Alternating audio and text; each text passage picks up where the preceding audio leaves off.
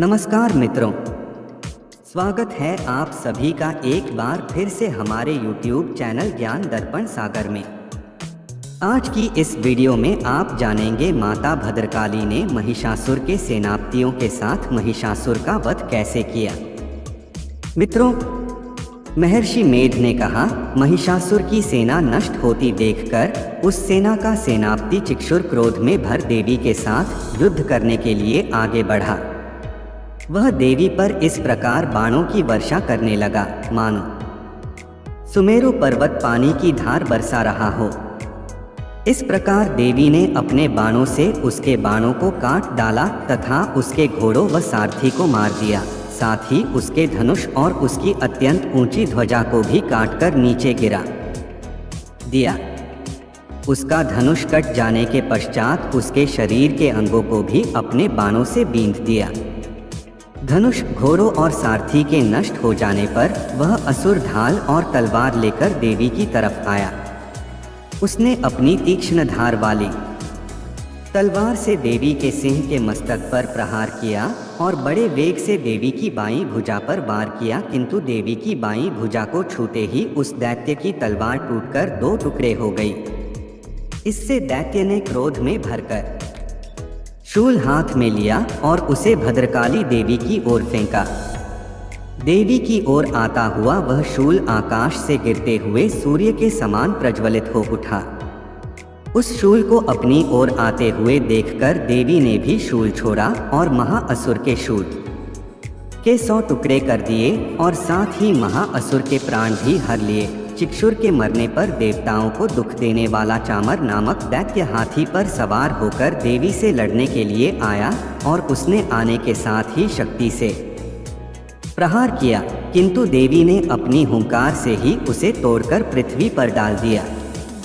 शक्ति को टूटा हुआ देखकर दैत्य ने क्रोध से लाल होकर शूल को चलाया, किंतु देवी ने उसको भी काट दिया। इतने में देवी का सिंह उछल कर हाथी के मस्तक पर सवार हो गया और दैत्य के साथ बहुत ही तीव्र युद्ध करने लगा। फिर वह दोनों लड़ते हुए हाथी पर से पृथ्वी पर आ गिरे और दोनों बड़े क्रोध से लड़ने लगे। फिर सिंह बड़े जोर से आकाश की ओर उछला और जब पृथ्वी की ओर आया तो अपने पंजे से चामर का सिर धड़ से अलग कर दिया। क्रोध से भरी हुई देवी ने शिला और वृक्ष आदि की चोटों से उदग्र को भी मार दिया। कराल को दांतों, मुक्कों और थप्पड़ों से चूर्ण कर डाला। क्रुद्ध हुई देवी ने गदा के प्रहार से उद्धत दैत्य को मार गिराया। भिंदीपाल से वाष्पकल को, बाणों से ताम्र तथा अंधक को मौत के घाट उतार दिया। तीनों नेत्रों वाली परमेश्वरी ने त्रिशूल से उग्रास्य, उग्रवीर्य और महाहनु नामक राक्षसों को मार गिराया।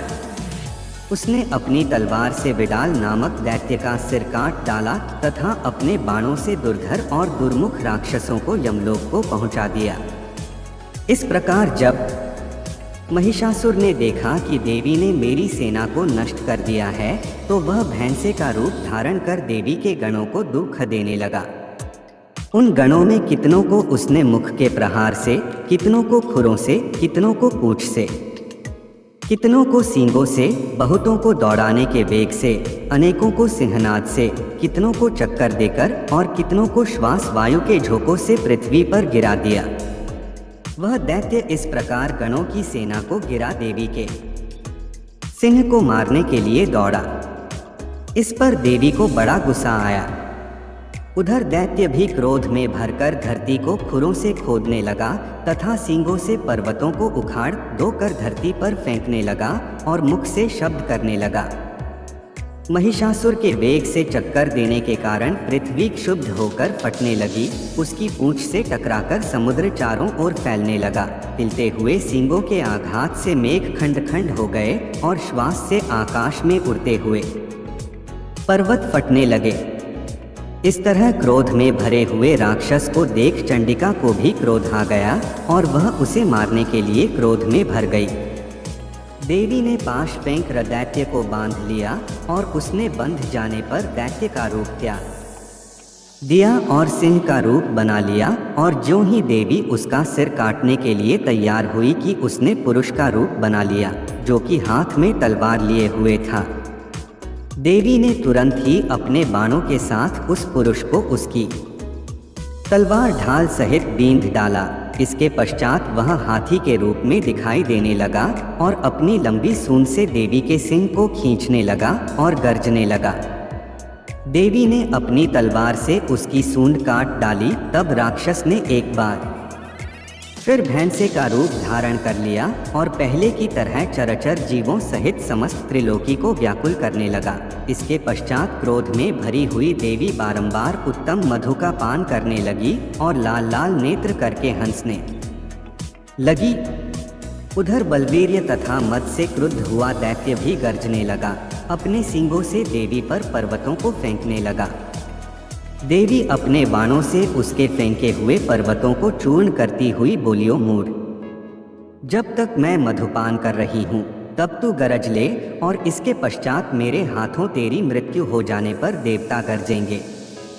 महर्षि मेधा ने कहा, यो कहकर देवी उछलकर उस दैत्य पर जा चढ़ी और उसको अपने पैर से दबाकर शूल से उसके गले पर आघात किया।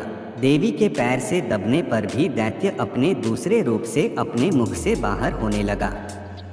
अभी वह आधा ही बाहर निकला था कि देवी ने अपने प्रभाव से उसे रोक दिया।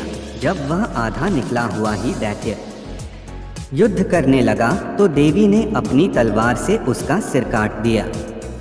इसके पश्चात सारी राक्षस सेना हाहाकार करती हुई वहां से भाग खड़ी हुई और सब देवता अत्यंत प्रसन्न हुए तथा ऋषियों महर्षियों सहित देवी की स्तुति करने लगे। गंधर्वराज गान करने तथा अप्सराएं नृत्य करने लगी।